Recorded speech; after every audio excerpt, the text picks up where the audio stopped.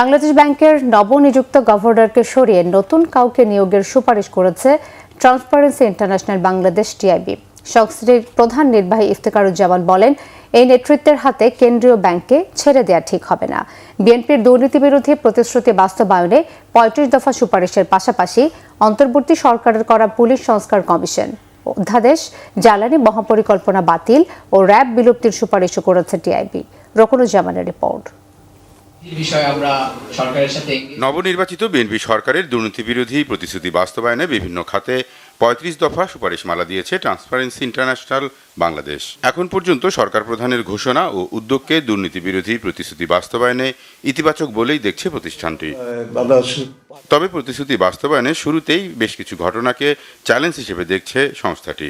তার মধ্যে মপ করে বাংলাদেশ ব্যাংকের গভর্নর নিয়োগ ও আওয়ামী লীগ সরকারের সবচেয়ে বড় অর্থ লোপাটকারীর সাথে নতুন গভর্নরের সংশ্লিষ্টতার অভিযোগ, চাঁদাবাজির বৈধতা দিয়ে এক মন্ত্রীর বক্তব্য এবং সর্বশেষ দুদক কমিশনারদের পদত্যাগের মতো ঘটনাগুলোকে সরকারের দুর্নীতি বিরোধী প্রতিশ্রুতি বাস্তবায়নের চ্যালেঞ্জ হিসেবে চিহ্নিত করেছে টিআইবি।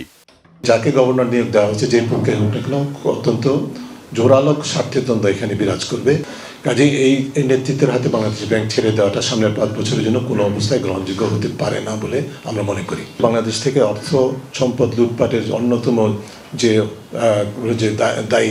যারা দায়ী তাদের শীর্ষ পর্যায়ের ব্যক্তি বা প্রতিষ্ঠানকে এইভাবে পুনরায় কর্তৃত্বে ফিরিয়ে আনা, সেটি কোনো অবস্থায় রাষ্ট্রের জন্য কল্যাণকর হবে না। এটি আমার আপনার বলার বিষয় না, এটি আমি মনে করি সরকারের জানা কথা, সরকার প্রধানের অবশ্যই নিজেরই জানার কথা। কাজেই আমরা সকলে সরকারের দৃষ্টি আকর্ষণ করছি এবং সরকারের প্রধানের দৃষ্টি আকর্ষণ করছি এই বিষয়টিকে বিশেষভাবে গুরুত্ব সহকারে বিবেচনা নিয়ে বাংলাদেশ ব্যাংকের গভর্নরের নিয়োগ বাতিল করে নতুন গভর্নরের নিয়োগ উদ্যোগ গ্রহণ করা।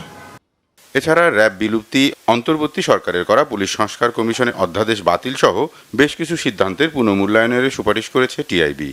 বিএনপির বিভিন্ন পর্যায়ের নেতা কর্মী এবং সমর্থকদের এবং আমলাতন্ত্র এবং ব্যবসায়ীদের প্রায় সকল পেশাজীবীর মধ্যেই একাংশের মধ্যেই দৃশ্যমান একটা প্রবণতা, যেটা আমরা এর আগেও আপনাদের মাধ্যমে বলেছি, এবার আমাদের পালা। এই যে এবার আমাদের পালা যে সংস্কৃতি, সেটার বিকাশ রোধে, সেটাকে প্রতিহত করার জন্য দলীয় দল ও দলীয় অঙ্গ সংগঠন সহ সকল দলীয় আনুগত্য পুষ্ট সকল ক্ষেত্রে শুদ্ধতার চর্চা নিশ্চিত করতে হবে এবং সেই জন্য দল ও সরকারের শীর্ষ পর্যায় থেকে দুর্নীতির বিরুদ্ধে শূন্য সহনশীলতার দিক নির্দেশনা সহ সর্বোচ্চ গুরুত্ব প্রদান করতে হবে। পেশাজীবী সংগঠনগুলোকে দলীয় প্রভাবমুক্ত রাখা, দলীয় রাজনৈতিক বিবেচনার ঊর্ধ্বে থেকে জুলাই অভ্যুত্থান ও কর্তৃত্ববাদী সরকারের আমলে হওয়া হত্যা অপরাধের সুষ্ঠু তদন্ত ও বিচার অব্যাহত রাখার সুপারিশও করেছে সংস্থাটি।